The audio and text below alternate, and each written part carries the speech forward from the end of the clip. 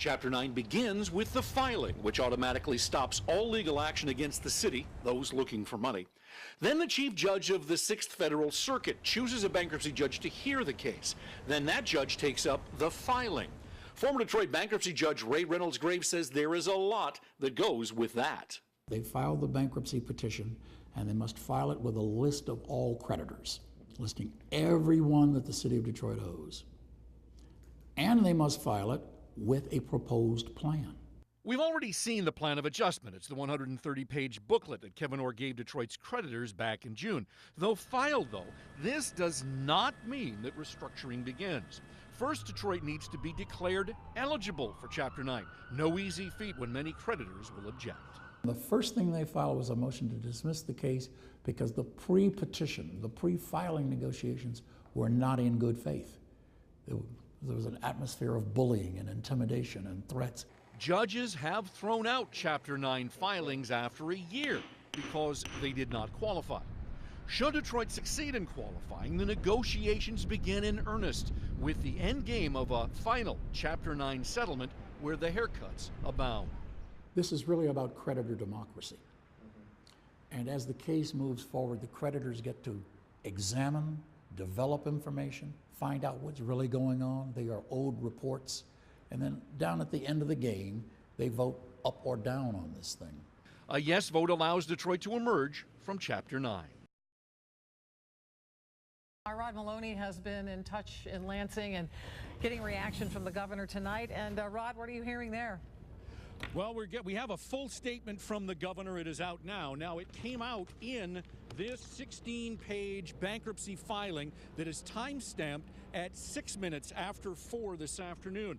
And it's an interesting filing in that it has, strangely enough, a couple of hundred vacant properties and talks also about the Uniroyal site and a couple of other brownfield sites. And so there must be some sort of issue with that kind of thing. But at the very back of this is a statement from the governor. It's 3 pages long. It's a letter. One of the things that we have learned in the bankruptcy filing is that Kevin Orr actually sent his recommendation for a Chapter 9 bankruptcy filing Wednesday, the 16th. The governor's been sitting on it. Apparently, he approved it, and so they went for the filing this afternoon. It was a question of when, not if. So let's hear from the governor. He gave 4 reasons why that the city has to go, and he has approved this Chapter 9. He says right now the city cannot meet its basic obligations to its citizens. He says right now that the city cannot meet its basic obligations to its creditors.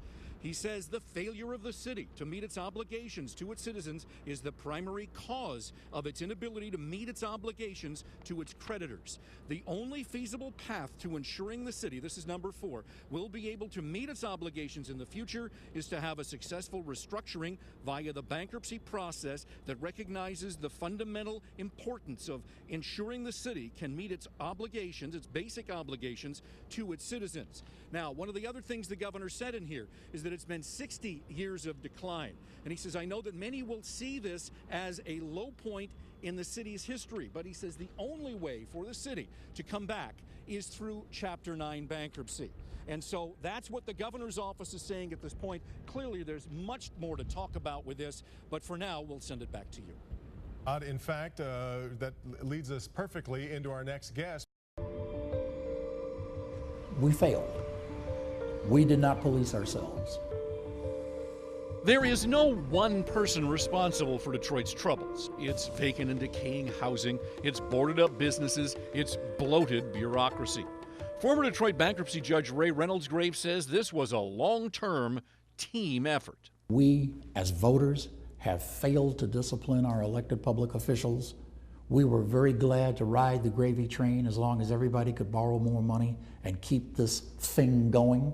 Now we have to face the fact that those were all bad decisions. In the early 80s, Mayor Coleman Young found the city on the edge of Chapter 9, and rather than restructure then, he came up with the city income tax. Well, the city's taxed out now. Mayor Dennis Archer opted not to battle the unions on concessions. Convicted felon and former Mayor Kwame Kilpatrick broke out the city's credit cards, and not just for himself. In his time as mayor, he racked up more than $2 billion borrowed, including more than $1 billion against the city's pension funds. Mayor Dave Bing was no shrinking violet in that department either. He racked up 1/3 of $1 billion in debt. What did those mayors buy? Mostly labor peace. All too often, the city has been the employer of first resort. And you keep expanding the city to have jobs to give to your political cronies. Turnaround consultant Larry Gardner says as things deteriorated, more than 1 million people, white and black, fled the city. And when you have a population that's exiting, and you have more people collecting benefits than you do coming back to replenish the system, you know, mathematically, it doesn't work. Detroiters pay the highest taxes in the state, yet get the worst services. Cash-strapped, Detroit went after business then for money. It was like trying to run through a picket fence, you know, in terms of linebackers coming at you in hordes. And it was just too hard to navigate through this to make an impact, and people gave up. That's part of the problem.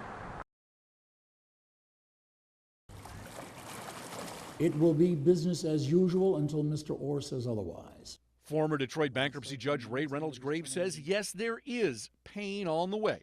But today, after the Chapter 9 filing, city services, as unreliable as they are, will carry on unchanged. The buses will run.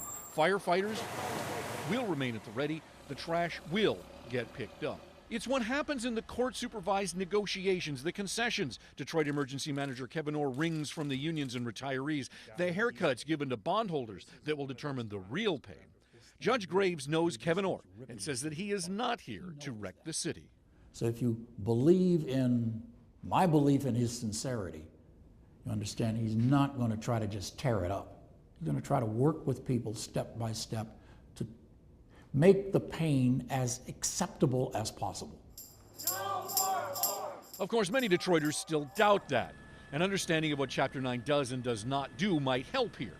Chapter 9 requires the city to continue operating and pay some of its debts. It cannot just walk away. Chapter 9 prevents creditors from just demanding the city sell off assets to pay off debt. What's more, the restructuring plan must contain a blueprint for how the city will operate when it emerges from bankruptcy. It's terrible. It's bad to look at it the way it is. 87-year-old Evelyn Glenn is watching Kevin Orr and the city's deterioration closely. She's a water department retiree living in a Detroit assisted living facility. She worked for 17 years in the testing lab and fell off a ladder reaching for testing supplies back in the 80s. She's been retired now for 26 years and receives a retirement and a workman's comp check every month. It's sad now because every day you got to wonder whether you're going to get a paycheck. You don't know. She knows those monthly checks will soon get smaller and is uncertain what that will mean to her living arrangements. It's sad because you work hard. I still love Detroit.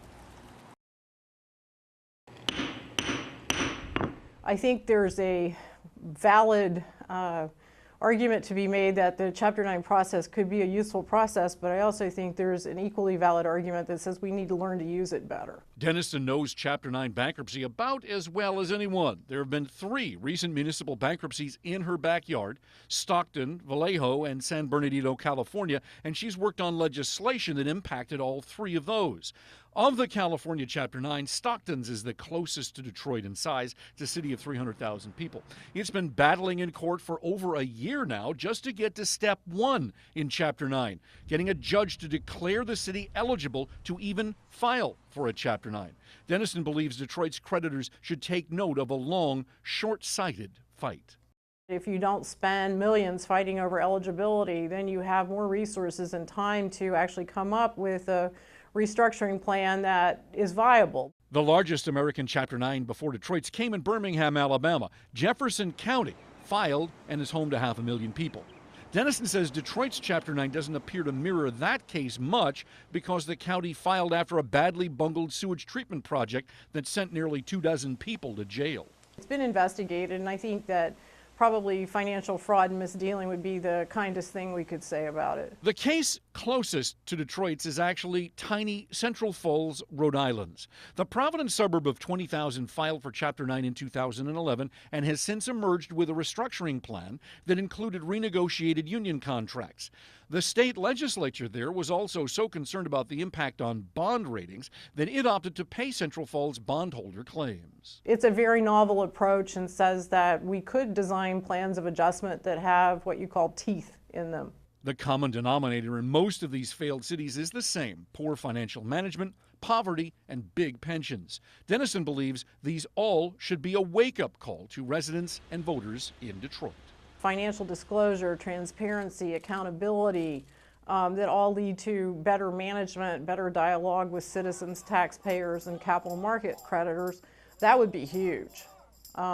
Very, very big.